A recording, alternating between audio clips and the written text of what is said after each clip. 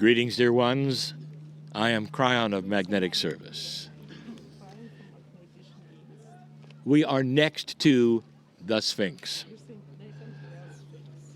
What an amazing privilege for so many humans to be so close to something that has been here so long.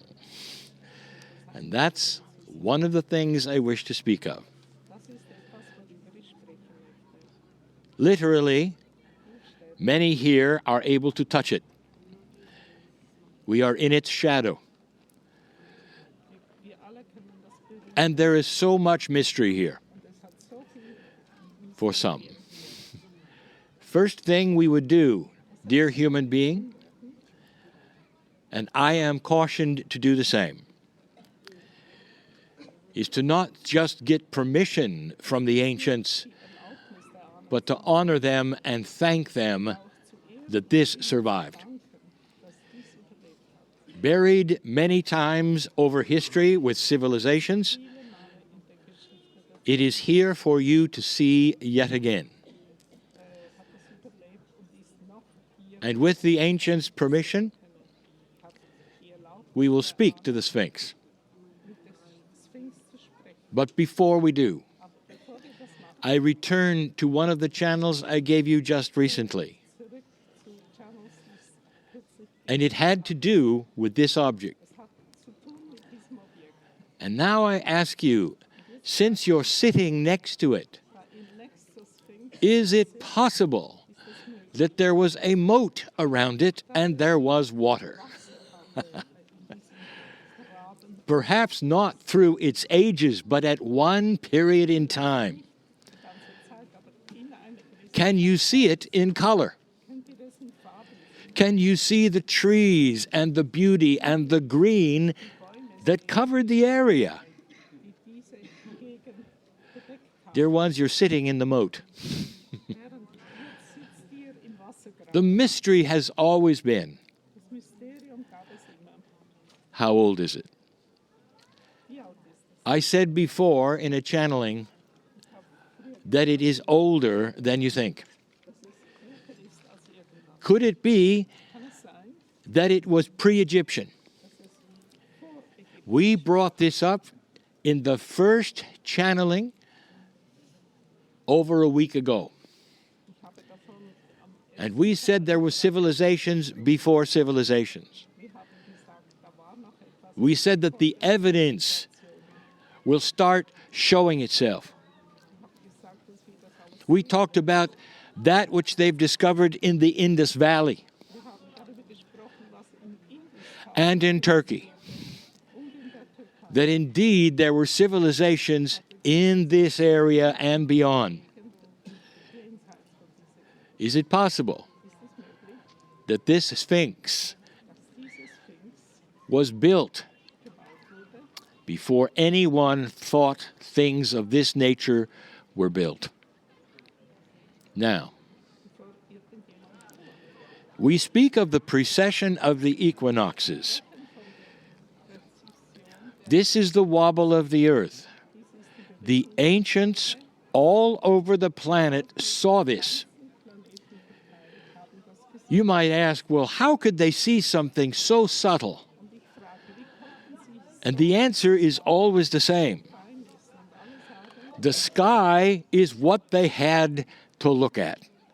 This was the roof over their head every night for eons. They studied the movements.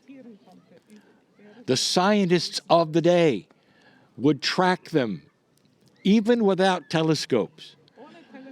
And they figured out that this planet has a wobble to it. Even if they didn't know about planets, they calculated the degrees that it moved. And they figured out that it had a center point and which direction it was moving.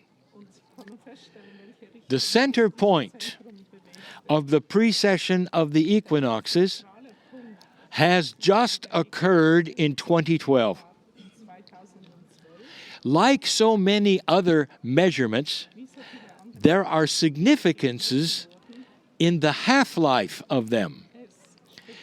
In other words, 26,000 years has a half wobble of 13,000. That was a significant marker for the stars, for you, for civilization, for consciousness. And what I'm about to tell you now does not necessarily agree with those who study the Sphinx. The Sphinx was here for the half-life of the precession, 13,000 years ago. Long before the pyramids then were built around it, next to it, in line with it. Dear ones, there is so much to know here, and that is missing.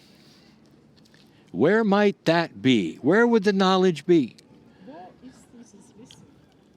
What about the Sphinx? Esoterics. The humans who built this object put intent into it. Perhaps even love. Perhaps they had even an enlightenment to say that there was light here. Remember what I've told you about ancient Egypt. They understood Ra, the one God. They understood long before this was given to the earth. They understood light temples. They understood ascension and even the possibility of coming back from the afterlife. They prepared for it. The same consciousness is here. Dear ones, I'm going to make a statement. What you sit beside is alive. Quantumly, it is alive. It is alive with the humanity who built it and put their intent into it. And so since it is alive, it knows you're here. So let's talk to it. Let's talk to it. Dear Sphinx, we're here. Thank you for all you've been through, for standing here in majesty so we can look upon you and wonder at the years that have gone by. Dear Sphinx, we're here to tell you something special. We know who you are. We have passed this marker of 2012. And we start to realign with the ancients. The ancients' consciousness becomes ours. And we start to share our temple of light with you. To some, this is just a stone monument. But to enlightened beings, they feel the life here, the intent here, and the age here. Sphinx, we know you have seen civilizations come and go. And you've watched humans go into a state that is not light. We're here to tell you something. We're starting to crawl out of the darkness and reawaken the light that the creators of you knew about. Thank you for existing so we can see you today, so that we can have a consciousness sharing time today. What a privilege to sit in the shadow of the Sphinx on this 11th day. And so it is.